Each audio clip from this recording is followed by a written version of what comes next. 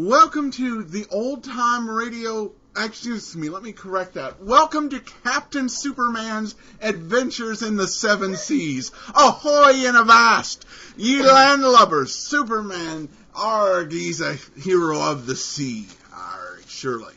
Okay, well, as we're about to get back into Superman's many adventures at sea, not at the Daily Planet, I want to encourage you to go ahead, and if you are on land, then this offer is for you to go to Laser and Sword magazine and enjoy our land-based superheroes. We may be landlubbers, but we have some exciting adventure by Davy Jones we do.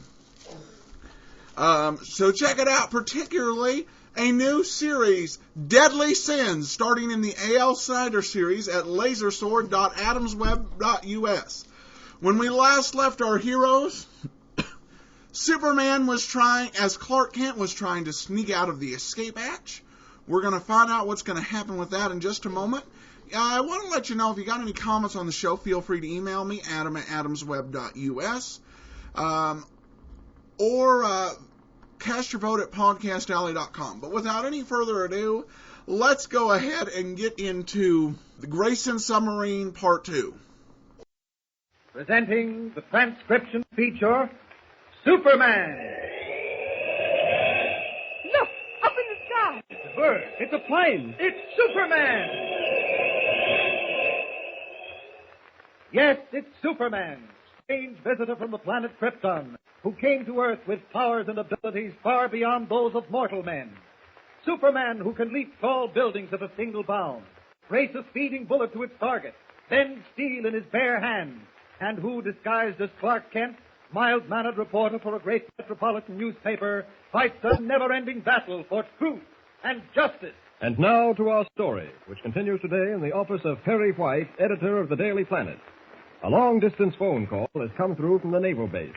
Editor White listens attentively as Lois Lane, star girl reporter of the paper, stands anxiously at his desk. Yes, go on.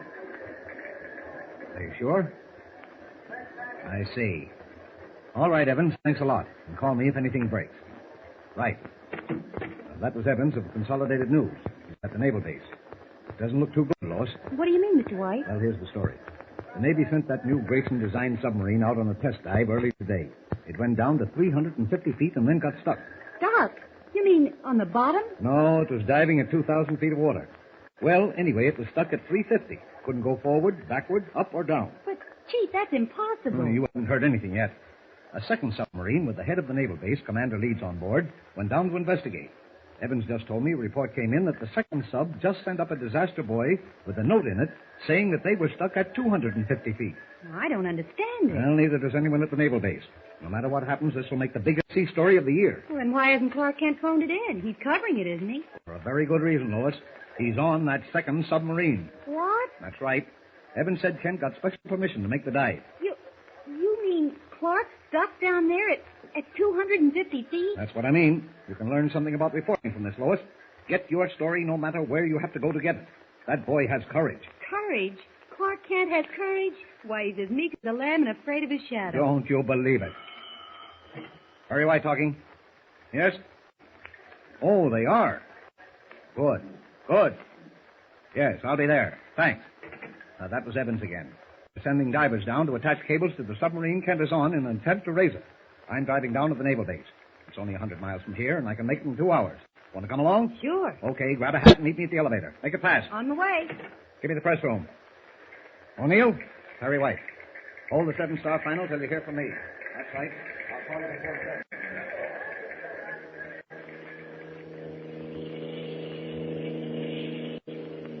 I think we're on the wrong road, Mr. White. The last sign I saw said 20 miles to the naval base, and we've been driving almost an hour since we passed it. Hadn't we better ask someone? Ask someone? Now, where in the name of heaven are you going to find anyone to ask? This looks like no man's land. Well, there's a fork in the road up ahead. Yeah, well, I'll go left, and that'll head us toward the ocean. Maybe we better go back to that sign. I got a hunch we're on the right road now. There, smell the salt air? That means we're near water. Oh, I hope we're near something. What's that red light? I don't know. Good grief. It's a dead-end sign. This is as far as the road goes. You see? I told you we were near water. There's the beach and the ocean. no naval base. Now what do we do? Turn back, I guess. Wait a minute. Isn't that a house up on the hill there? Can't quite make it out in the darkness. Yeah, looks like a house. Yes, it is. No lights and probably deserted. You can't tell. Some of these big summer houses look weather-beaten. Okay, might as well. You may be right about its being deserted. Not a sign of life. Everything's overgrown and the windows are boarded up. Oh, we're just wasting time, Lois. Might just as well start back. We're almost up the hill now, and there's just a slim chance. What's the matter? Listen. Don't you hear the hum of a motor? Oh, what? Probably a fishing boat. No, it's not a boat motor. Too powerful, like a big electric motor or a dynamo. Oh, you're imagining things. No, I'm not. Come on, let's get closer to the house. Don't move, either of you. I have you covered. What's this? Who are you? Quiet. I'm standing directly in front of you, but you cannot see me because of the darkness. My finger is on the trigger of a revolver. I warn you that if you make one move that I don't like, I will shoot you down like dogs. Do you understand? Yes. Yes, we understand. Good. Now hold out your hands, palms up. Oh. All right, Hans, put on the bracelet. Gentlemen. What is the meaning of this? I demand an explanation. You will get all the explanation that's coming to you. Lead them into the house with a flashlight, Hans. Yeah. But remember, I am following close behind you. Be careful. Go ahead. You pay for this. I'll have the police down on you so fast. Please, Mr. White, don't lose your head. The young lady gives you good advice. Never mind any advice. Open the door, Hans. Step inside, both of you. And what if I refuse? You might get a bullet through the back of your head. Mr. White, please do as he says. Close the door, Hans. Lock it. Now we will turn on a light and see what we have here. Ah, that's better. Well, a very pretty girl and an old man. Don't you call me an old man. You put that gun down and I'll show you how old I am. This is not a test for physical strength, my friend. What is your name, young lady? Lois Lane. And yours? It's none of your business. But I'm Perry White, editor of the most powerful newspaper in the state, the Daily Planet.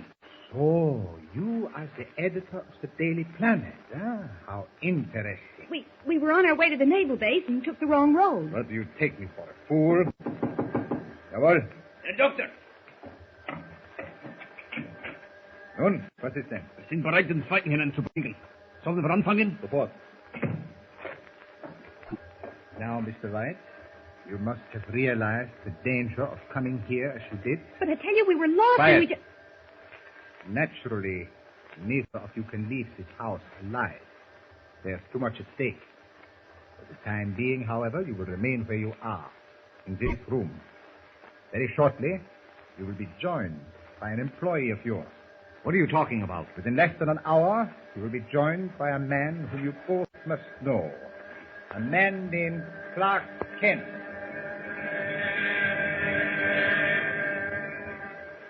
Trapped in the deserted house high on a cliff overlooking the sea, Lois and Perry White stare at their captor in blank amazement as the vibrant hum of the mysterious motor builds to a frightening pitch. Meanwhile, back on the rescue submarine, suspended 250 feet below the surface, we find Clark Kent and Commander Leeds standing at the escape hatch. It would be suicide to go out that hatch now. The water pressure at this depth would crush you flat. I'm willing to take a chance, Commander. I know I can make it. Don't be a fool. They'll have divers down here before morning. We can hold out. It'll be too late then. You remember the last word we got from Captain Denning on Grayson's new submarine? That it was being dragged? Well, that may happen to us at any moment. What good will divers do then? Oh, I can't think anymore. I don't know. Commander, there's something behind all this. Something sinister. No natural hazard could trap two submarines at different water levels and prevent them from moving in any direction. What do you think it is? What do you think stopped the Grayson sub at 350 feet and this one at 250? What could it be? I don't know. But there's only one way to find out. Through that escape hatch. Please let me try it. No. No, I can't. We'll be sending a man to his death. I can't do it, I tell you. Now look, Commander. You and I are alone in the stern compartment of this submarine. The bulkhead door is closed. None of your crew can hear what's going on. What's that got to do with your going out the escape hatch? Simply this. I may have to take desperate measures, Commander. What do you mean? I may have to force you to let me use the hatch. I don't want to resort to anything so drastic, but... Oh, no, Commander. Stay away from that door. Get you out of your mind. Stand back. I'm ordering you to stand back. I'm sorry I have to disobey, but this is an emergency. I'll accept full responsibility and suffer whatever consequences there are. Now, which way will it be? With your help or without? Kent. For the love of Commander Liz. Lock the door. Please. Tell him you'll be out shortly. Commander Liz. Please, Commander. Do as I tell you, please.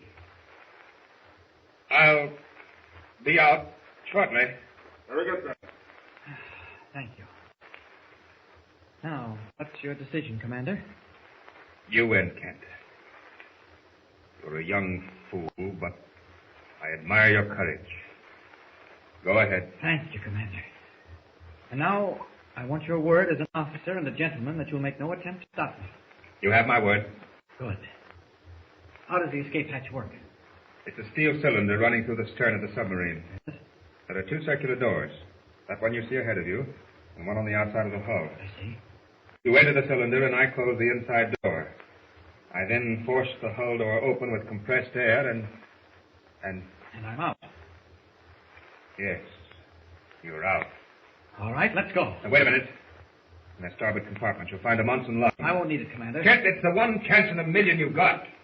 How else can you breathe going up through 250 feet of water? Okay. Is it? Yes.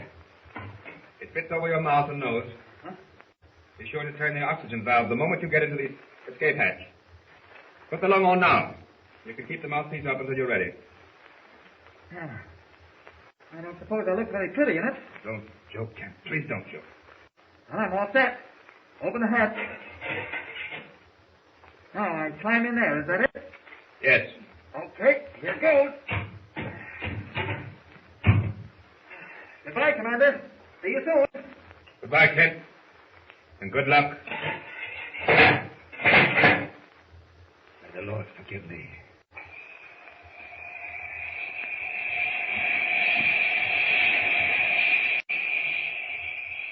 Unaware that Clark Kent is in reality Superman, Commander Leeds stands at the escape hatch as the air pressure builds up and opens the hatch to the sea, certain that he has sent a man to his death. What will Superman find in the darkness of the ocean depths? What is the mystery of the disabled submarines? And two, what is the mystery of the deserted house where Lois and Perry White are held captive? Don't forget, tune in again for the next thrilling episode with Superman. Look, up in the sky. The bird. It's a plane. It's Superman. Superman is a copyrighted feature appearing in Action Comics magazine. Welcome back. Well, once again, we run into our friends, the not German spies, because we can't quite yet say that they are German spies. So these are spies from another country where they say things like da and Herr. But it is not necessarily Germany. It could be some other country that happens to speak German. But whatever the case, you have Lois Lane back in this episode. Apparently somebody realized that she works on the show and needs some scripts every now and again. Just happening to stumble onto the headquarters of International Espionage. It's too bad that this not German spy didn't come from the same school as that guy in the nitrate shipment. Oh, I did the lady! That fools him every time. All right, well, we will be back on Sunday with part 3 of this exciting series. You got any comments, feel free to email me, adam@adamsweb.us. From Boise, Idaho, this is your host, Adam Graham, signing off.